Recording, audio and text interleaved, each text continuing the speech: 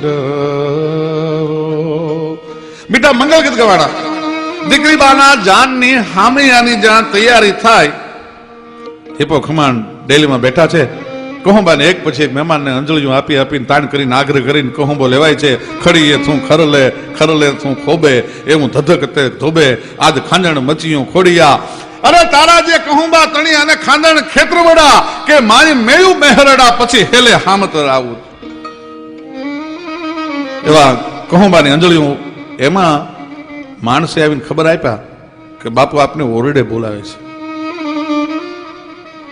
એ વખતે દિલ્હીના દાયરામાં બેઠેલા દરબારને એમ ન કહેવાતું કે આપને ઓરડે બોલાવે છે એટલે કે આપના પત્ની આપને યાદ કરે છે એવું ન કહેવાતું હિપા ખુમારને પગેથી માથેથી રેમંડે જાળ ગયો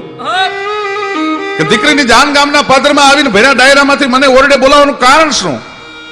ઉપડતા પગે આવ્યો ઓરડે પણ આરહની પુતલી કંડારી હોય એમ કાઠિયાણી એમ કહેવાય છે કે થાંભલીએ માથું ટેકવીને દરબારને આવવાની રાહ જોવે છે કાઠિયાણી દીકરીની જાન ગામના પાદરમાં આવીને ભર્યા દાયરામાંથી મને બોલાયો શું કામ બોલાયો એક શબ્દ ન બોલી ઘણીવાર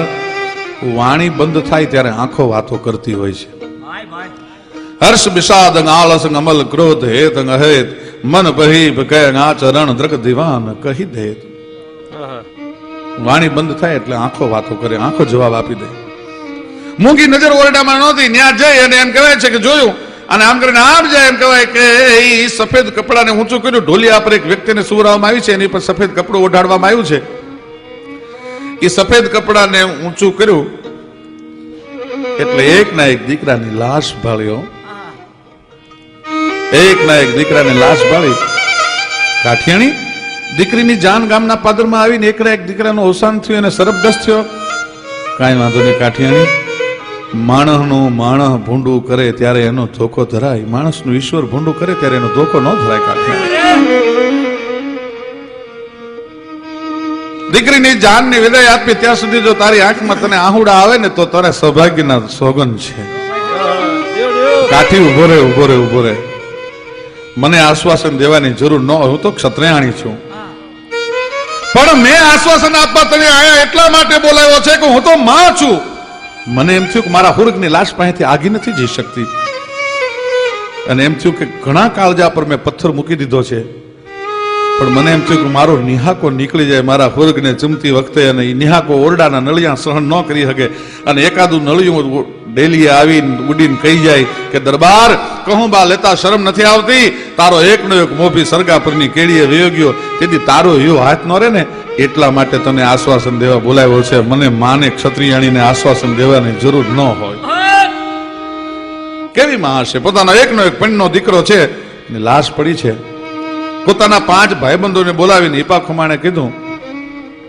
કે પાછળની પછી તોડી અને દીકરાની લાશને લઈ જાઓ તમે 5 જણા અને અમે 2 જણા આ 7 જણા સિવાય દીકરીની જાનની વિદાય આપી ત્યાં સુધી આ વાતને કોઈને ખબર પડે ને તો બ્રહ્મ હત્યાનું પાપ છે કેવા પ્રસંગો બન્યા હશે દીકરાના માંડવાની નીચે એમ કહેવાય છે કે કન્યાદાન દેવા વખતે જે દિવસે ઈ જ માં બેઠી તેથી દીકરીના એવા યજ્ઞના ભડકામાં પોતાના એકના એક દીકરાની ચિતા હળગતી દેખાણી તોય કાઠિયાણીની આંખમાં ઊનું આંહુડું નહોતું આવ્યું માની આંખમાં ઊનું આંહુડું નહોતું આવ્યું આવા તો અનેક પ્રસંગો છે ઝવેરચંદ મેઘાણીને દુલ્લો કાગ દીધી ખારવાના ગીતો ગોતવા માટે નીકળેલા અને ખારવાના ગીતો ગોતવા માટે નીકળેલા ને એમાં આજનું જે કતપર ગામ છે મોવાની બાજુનું એ કતપરમાં એક ખારવાની ડોસી 80 વર્ષની અને વાણમાં ઈંટું ભરે છે તેથી મેઘાણીભાઈએ જઈને એટલો પ્રશ્ન કર્યો હતો કે હે માં આ ઉંમરે તારે મજૂરી કરવી પડે છે માની આંખો મંડી વરહવા દીકરો નથી ના બાપ દીકરો હતો શું થયું માં કે શેઠનું મલબારથી વાણ લઈ અને મારો દીકરો આવતો હતો મારો દીકરો છે ને વાણમાં દરિયામાં તોફાન થયું મારો દીકરો દરિયામાં રહી ગયો દીકરો મરી ગયો માં પછી શેઠ પાસે તે મજૂરી ન માગી એનું વળતર ન માગ્યું અને તેથી ડોસી ખારવાની એટલું બોલી કે મારા દીકરાને હાથે શેઠના લાખ રૂપિયાની સંપત્તિનું વાણ ડૂબી ગયું કયા મોઢે હું એની પાસેથી વળતર માગું અને ઝવેરચંદ મેઘાણી તે દિવસે એમ કહેવાય છે કે પોતાની છાતી પકડી અને રોવા માંડ્યા હતા અને દુલ્લા કાગને કીધું દુલ્લા ભાઈ જોતો ખરો ઓલા ટીલા તાળમાં વાળા વાણિયાની ખાનદાની કે આ ગરીબ ડોશીની મજૂર જે માં છે એની ખાનદાની કોણ વધે આમાંથી અને એ ઝવેરચંદ મેઘાણી એમ કહેવાય છે કે જે દિવસે સૌરાષ્ટ્રના ફૂલછાબના તંત્રી હતા અને રાણપુરથી બોટાદ ટ્રેનમાં આવતા હતા, તે દિવસે એક ડોસીને ભીખ માંગતી જોઈ. માં, ભીખ માંગસ તું? દીકરા નથી? કે બાપ દીકરા હતા.